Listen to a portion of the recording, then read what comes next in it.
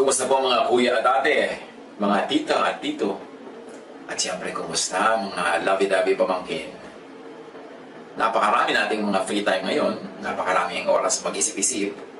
Ilan na ang napatawad ninyo sa mga taong nasa listahan ng mga ayaw nyo, galit kayo, meron kayong mga hinalakit, merong mga sama ng loob na ang lalim-lalim.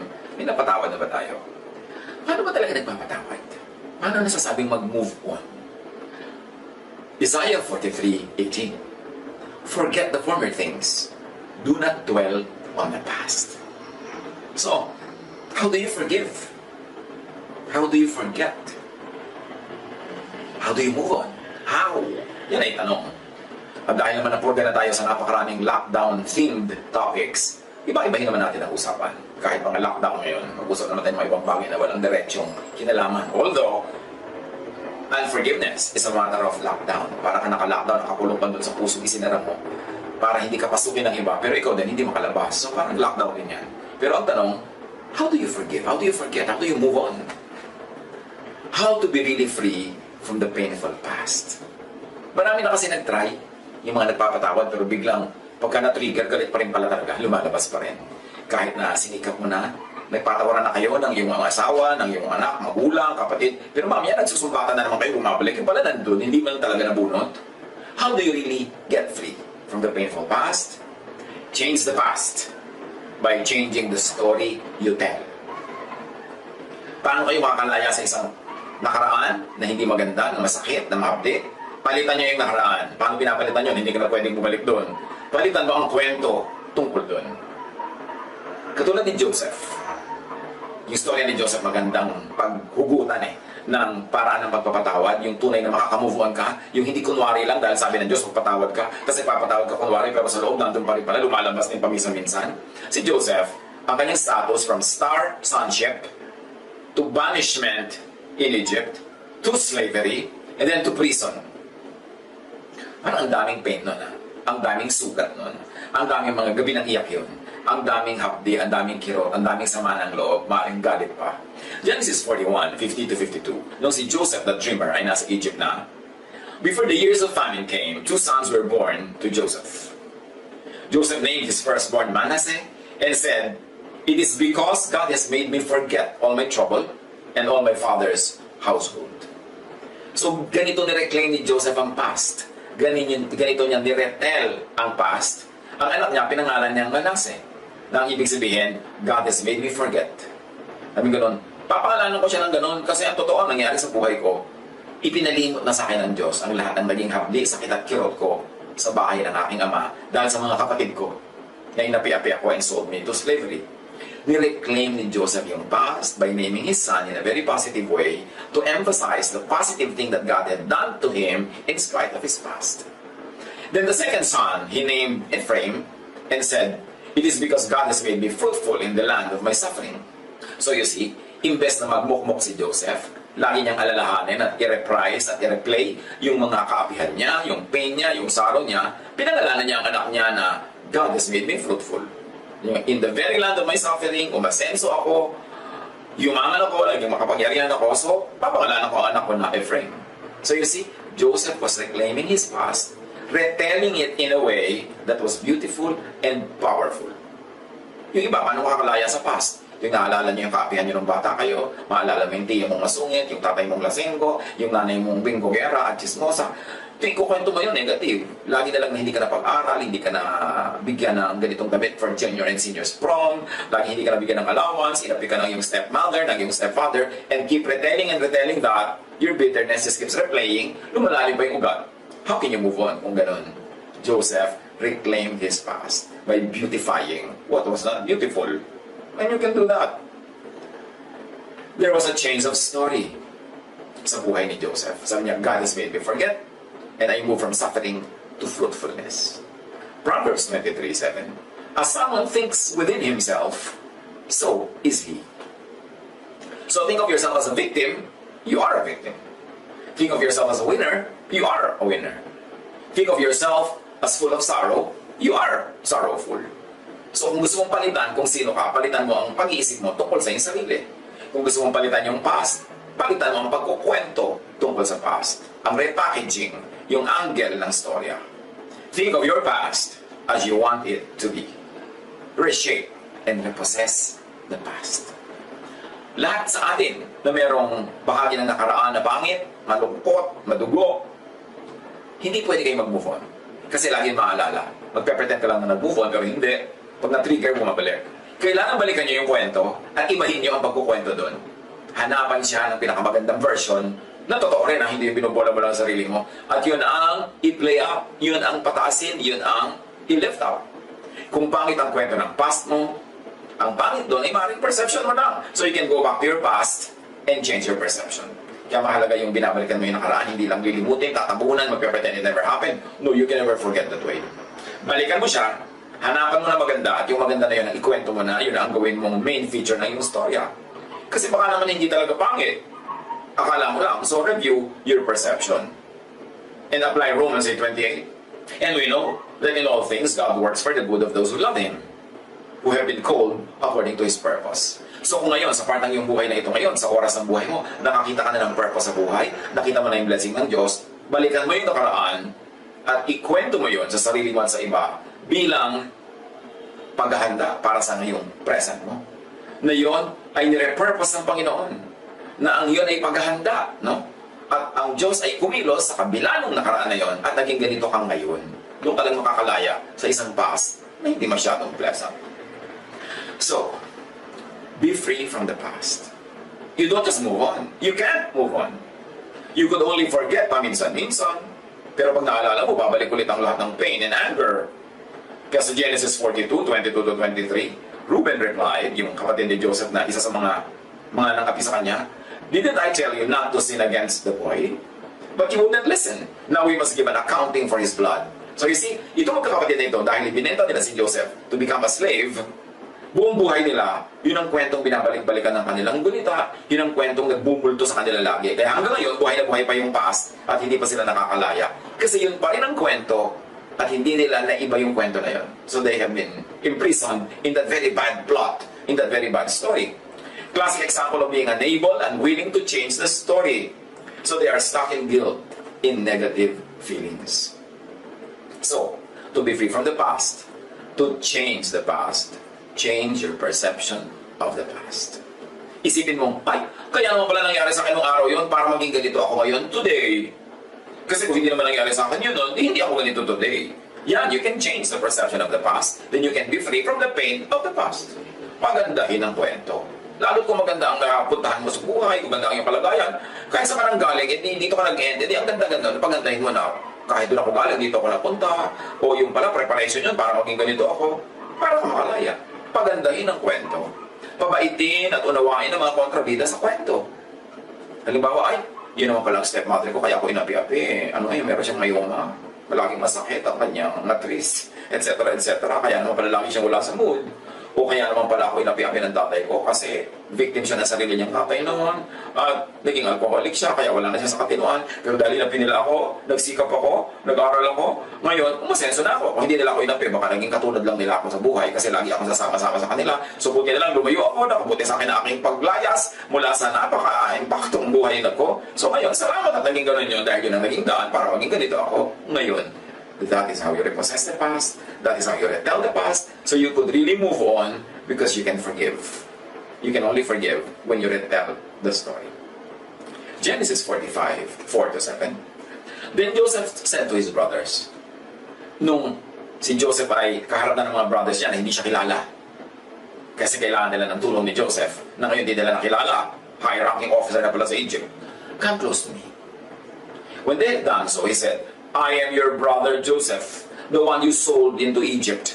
And now, do not be distressed and do not be angry with yourselves for selling me here, because it was to save lives that God sent me ahead of you." So you see, Joseph gives an ugly event in the past a beautiful meaning at hindsight. Sabi niya, alam niyo kung bakit niyo ko ibinenta? Plano yun ng Diyos. Para magamit niya ako ngayon, para kayo iligtas at ang ating lahi at ang maraming pang ibang tao. Iniba ang interpretation, ang meaning ng nakaraan. This is the way people could really forgive and move on and forget. Repossess the past, retell the past, in view of your beautiful present. For 2 years now, there has been a famine in the land, patuloy ni Joseph. And for the next 5 years, there will be no plowing and reaping. But God sent me ahead of you to preserve for you a remnant on earth and to save your lives by a great deliverance. So, hinanapan at nakita naman ni Joseph ng meaning yung mga kabiguan niya in the past, na yun ay step para sa tagumpay niya in the future. Joseph interprets history as part of the divine plan. He and his brothers only being actors of God's will. Ngayon, kung ikaw ang kontrabida sa kwento, ibahin mo rin ang perception. Iligtas mo rin ang sarili mo sa pagiging kontrabida. Do not just be guilty forever. You cannot move on. Interpret your former bad ways as means to do good later. Yun ang ginawa actually, yun ang technique ni Joseph. Proverbs 16:4, the Lord works out everything to its proper end. So ang mahalaga yung ending.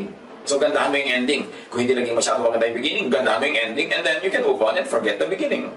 Job 37:13, whether for correction or for his world or for loving kindness, he causes it to happen. So, inascribe naman ni Job sa Diyos ang lahat ng nangyayari, kaya natanggap niya. Lamentations 3:58, you have taken up my cause, O Lord, you have redeemed my life.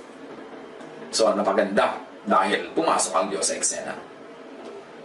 Hindi forgiveness lang ang igagawad mo sa iba o sa sarili. That's not enough. It cannot work.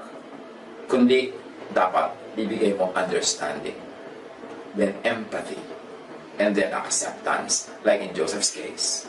And even appreciation of them, of what they did. This will lead to your freedom. Forgiveness, madaling sabihin, I forgive you, pero totoo, nasa loob mo pa. Hanggang hindi mo siya nauunawa at inuunawa, hindi ka nakaka-identify sa kanyang mga pain and sorrows at hindi mo yun natatanggap, at hindi mo na-appreciate yung mga ginawa niya kahit sa simula parang hindi maganda, pero nakita mong ang kinawian maganda, hindi ka lalaya. You have to hukay the past, re-understand, reinterpret, and retell it. Genesis 50:15-21. When Joseph's brothers saw that their father was dead, they said, what if Joseph holds a grudge against us and pays us back for all the wrongs we did to him? But Joseph said to them, don't be afraid. Am I in the place of God? You intended to harm me, yes, but God intended it for good, to accomplish what is now being done, the saving of many lives. So then don't be afraid. I will provide for you and your children. And he assured them and spoke kindly to them. So yun ang style ni Joseph. Sabi niya, okay, masama talagang balak niya sa akin, pero may magandang balak sa akin ng Diyos. At sa magandang balak na inubuwi, ang mga ginawa niyo sa akin masama, so tama na yan. Nakabuti para sa lahat ang nangyari. Move on na tayo. Philippians 3:13. But one thing I do, forgetting what is behind and straining toward what is ahead. How is Paul able to forget what is behind? Ang dami-dami niyang pinapatay ng mga followers ni Jesus. Ang dami-dami niyang pinahirapan. Paano siya nakamove on? Paul revised his perception of his bad past. Therefore, he could forget what is behind. Acts 26:9-11 and 16-17. I too was convinced that I ought to do all that was possible to oppose the name of Jesus of Nazareth. And that is just what I did in Jerusalem. On the authority of the chief priests, I put many of the Lord's people in prison. And when they were put to death, I cast my vote against them. Many a time I went from one synagogue to another to have them punished, and I tried to force them to blaspheme. I was so obsessed with persecuting them that I even hunted them down in foreign cities. Until Jesus talked to Paul, according to the report of Paul. Nasabi sa kanya ni Jesus, now get up and stand on your feet. So remember, get up, stand on your feet. Recovery yan. I have appeared to you to appoint you as a servant and as a witness of what you have seen and will see of me. I will rescue you from your own people and from the Gentiles. I am sending you to them. At pagkatapos, kinausap ng Diyos, kinausap ni Jesus, yung isang gagamitin niya para makarecover si Paul. Acts 9:10-16. There was a follower of Jesus in Damascus named Ananias. In a vision, the Lord said to him, Ananias. And Ananias answered, here I am, Lord. The Lord said to him, get up and go to the street called Straight Street. Find the house of Judas and ask for a man named Saul from the city of Tarsus. He is there now, praying. He has seen a vision in which a man named Ananias came and laid his hands on him so that he could see again. So in other words, sinasabi ni Jesus kay Ananias, pumunta ka doon para maging instrument ka na makakita ulit si Saul. But Ananias answered, Lord, many people have told me about this man. He told me about the many bad things he did to your holy people in Jerusalem. Now he has come here to Damascus. The leading priests have given him the power to arrest all people who trust in you. So in other words, ang thesis dito ni Ananias, a bad past, I or we will not forget. Bad ang past ni Paul. But the Lord said to Ananias, go. I have chosen Saul for an important work. I want him to tell other nations, the rulers, and the people of Israel about me. I will show him all he must suffer for me. So, there's another formula here to forget. Change the interpretation of the future to the angry people's satisfaction. You see, galit sila Ananias, at takot sila kay Paul, or Saul na naging Paul. Pero ang sabi ng Panginoon, hayaan mo na, may iutos ako sa kanya, marami siyang gagawin, at magdudusa siya ng sobra-sobra dahil sa akin. And dahil doon, na-change na yung perception ng future, na si Paul ay hindi na magiging tagapagpahirap sa kanila, si Paul na ang mahihirapan. So in a matter of speaking, nagkaroon ng balancing ito, naging madali para kay Ananias to move on. So may another technique here na pwede nating derive ang makuha. Change the perception of the past so you can move on, or change the perception of the future so you can move into the future. So to be free from the past, if this is not about the past and the future, that it is revisited and retold, reinterpreted, then you really move on. Not just forgetting the pains of the past or the fears of the future, which you can't, but now you even appreciate them. 2 Corinthians 4:16-18. Kaya't hindi kami nasisiraan ng loob kahit na humihina ang aming katawang lupa. Patuloy namang lumalakas ang aming espiritu araw-araw. Ang bahagya at panandaliang kapighatiang dinaranas namin ngayon ay magbubunga ng kagalakan walang hanggan at walang katulad. Kaya ang paningin namin ay nakatuon sa mga bagay na di nakikita at hindi sa mga bagay na nakikita. Sapagkat panandalian lamang ang mga bagay na nakikita, ngunit walang hanggan ang mga bagay na di nakikita. So how are people able to accept their present, which is very hard, very difficult? They interpret it in terms of a preparation for a glorious future. So they are able to bear with the present, even looking forward, hopefully, happily, joyfully to the future instead of feeling bad and bleak and hopeless. Laging ganon, you retell, you reinterpret. Pero totoo, truthful retelling, truthful reinterpretation. Hindi yung magmumukmuk ka, puro lungkot ang makikita mo, tititig ka na lang lagi sa mga nakakaiyak. Sabi ganon, kahit mahirap to ngayon, wala itong kwenta pag i-compare sa benefit na napapala namin ngayon at benefit na pupuntahan namin. So, ganyan din ang pagtingin natin kahit sa mga lockdown, mga ganitong sitwasyon. May benefit ito. Hindi pa lang natin alam ngayon, hindi natin nakikita. But we hope on something that is unseen. And our hope for that which is unseen is greater than our despair for that which is seen, for that which is visible at the moment. 1 Peter 5:10, pagkatapos nyo magtiis sa loob ng maikling panahon, ang Diyos na siyang pinanggagalingan ng lahat ng pagpapala, ang siyang magbibigay sa inyo ng kaganapan, katatagan at lakas ng loob, at isang pondasyong di matitinag. Kaya itong lockdown na nararanasan natin lahat ngayon, let's turn it into a blessing. Magpakatatag tayo, maging blessing tayo sa iba, maging lakas tayo ng mga nanghihina, maging pagkain at inumin tayo ng mga nauuhaw at nagugutom, maging kagalakan tayo ng mga nalulungkot, and this will turn out to be a blessing for them and for us. It's an opportunity to do good in the name of God. It's an opportunity to be strong instead of to be weak. It's an opportunity to be hopeful instead of to be in despair. It's a choice. But you've got to retell, you've got to possess the story, reinterpret it, and make it beautiful. Because God is beautiful. And God is able to make everything beautiful in His time. Siyang tumatawag sa inyo upang maging bahagi kayo sa Kanyang walang hanggang kaluwalhatian kasama ni Kristo sa patuloy ng ating binasa. What? How to change the interpretation of the past so you are able to forgive, to forget, and to move on. Gawin natin ito very practical, mga kapatid. Meron ba kayong part ng inyong past na very painful? Meron bang kontrabida sa inyong buhay noon? May ginawa sa inyong sobrang nakasugat sa inyong damdamin? Let's do this. Ha? Kumuha kayo dyan ng papel, kumuha kayo dyan ng pen at isulat nyo ito. Pag wala kayo ngayon, manood kayo ng replay. Identify the person. Ilagay niya sa blank. Sino siya? Halimbawa, si Tia Agueda. Name the act. Binuhusan ako ng kumukulong langis. Whatever it is. Name the negative effects. Nagkapeklat ako. Nagkasugat ako.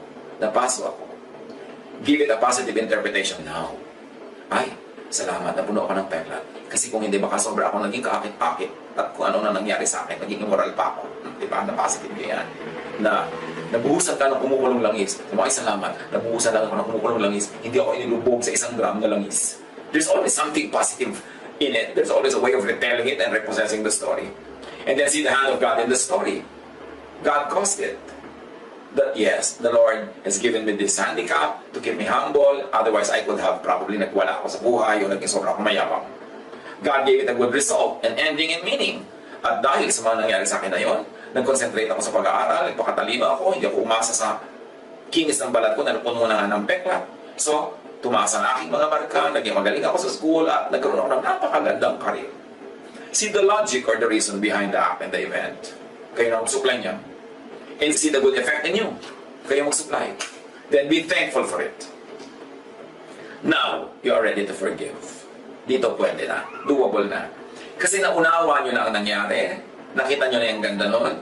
At kung naunawa nyo pa si Tia Agueda, na kaya naman pala siya gano'n, masyado siyang repressed and suppressed, hindi nagka-boyfriend kahit kailan, kaya galit na galit sa'yo na iinggit siya sa'yo, kaya nyo binusan ng mantika kasi ang dami mong manliligaw.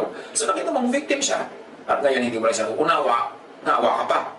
Awa pa ang nangyari, only then can you really forgive. And do not forget, Tia Agueda, you can't change the meaning of the story, change its value, then move on.